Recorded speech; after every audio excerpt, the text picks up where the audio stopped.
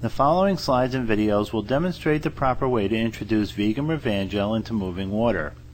If VEEGUM is dumped all at once into water, hydration will be retarded. Sifting is the better way to introduce the products, and the result will be a faster path to hydration. Vanderbilt recommends hydration times for each of its products under various conditions. For VEEGUM being hydrated at 25 degrees centigrade with a propeller mixer, the recommended hydration time is 120 minutes. To hydrate Van Natural under these same conditions, only 30 minutes are recommended. Vanderbilt's most rapidly hydrating grade is VEEGUM Ultra, needing only 15 minutes of mixing under similar conditions. Hydration begins to happen once all VEEGUM particles are wetted out. More clumping will occur when these clay products are dumped rather than sifted into water. Many particles clumped together prevents internal particles from wetting out. Thus the beginning of their hydration will be delayed. The faster the clumps break up, the sooner it can be said that all particles are beginning to experience hydration. If clumping can be kept to a minimum, which can be accomplished by sifting in the product, the internal particles will be able to begin hydration sooner, and total hydration can be accomplished in less time.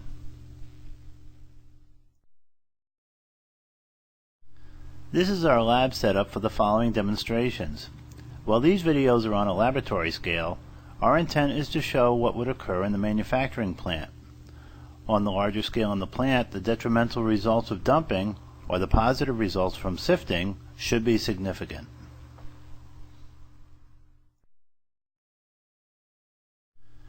The product being used in these videos is VEEGUM granules.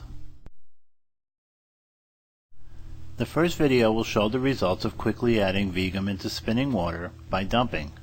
The propeller will be mixing at 800 revolutions per minute. While it is expected that the material will eventually hydrate, the fact is that adding the VEEGUM too rapidly will result in more and larger sized clumps.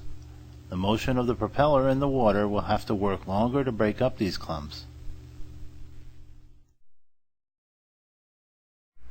We started the water spinning and then quickly dumped in the 5% VEEGUM. It seems that the product dispersed nicely, but a closer view shows clumps, many adhering to the side of the vessel. Placing a spatula into the flow allows us to trap the clumps so they can be seen.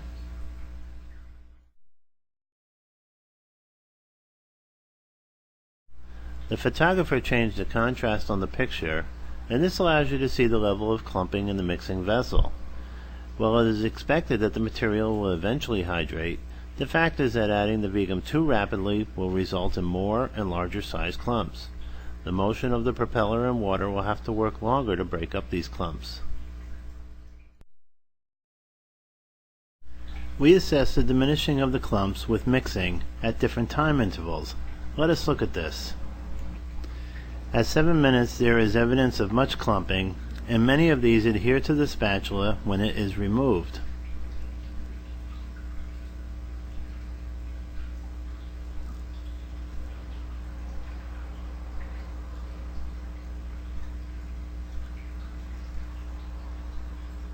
At 13 minutes, the situation is still the same.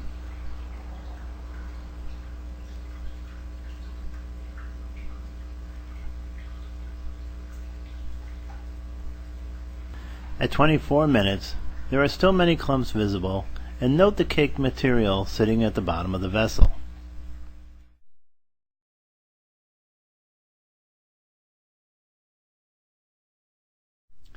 Finally, at 40 minutes, there are no clumps visible or adhering to the spatula. We would expect at this time that all particles are now equally hydrating. But wait, look what is still retained on the propeller and shaft. It is likely that this material will never mix in or hydrate.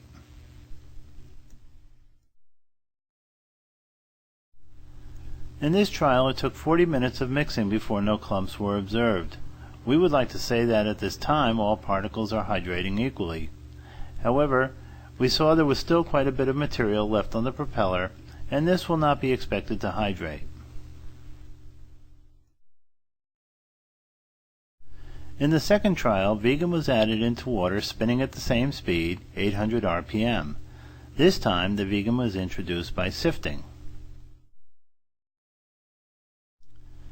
Into spinning water, the VEEGUM is now sifted rather than dumped in.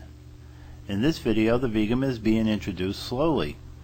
In actual production, some manufacturers use a scoop to sprinkle the VEEGUM over the surface of rapidly moving water in their preparation tanks. Others might use a powder liquid inline blender such as a flash blend by Silverson. At 1 minute, you can see evidence of small clumps trapped by the spatula, though barely visible.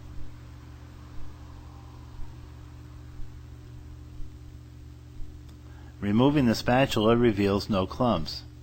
This test reveals sifting has reduced clumping, but equal hydration of all particles has not yet begun. At 3 minutes, the spatula is inserted again and the result seems to be better, as there are no visible clumps of any size. And you can see the spatula is clean.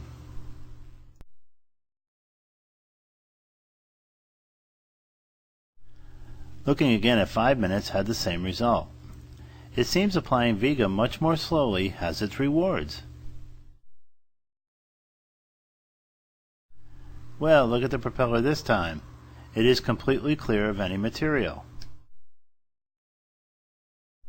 So, by sifting we were able to remove all clumps within 5 minutes instead of the 40 minutes we saw earlier. You have now seen we have introduced VEEGUM in 2 different ways, and one of these ways allowed for the removal of all clumps 35 minutes faster than the other. Because saving time in production is so important, we believe it is easy to see and important to remember that VEEGUM Evangel products should be introduced into the mixing vessel by sifting. Please be sure your production employees know this. Remember this slide? These are, and I emphasize, minimum suggested hydration times. For the products to be truly and optimally functional, all particles in the water must be hydrating. These simple demonstrations were to show you the need to sift, not dump, VEEGUM Evangel products into moving water. This results in a faster breaking up of clumps, allowing all particles to enjoy the process of hydration equally. The final result is the development of better colloidal suspensions.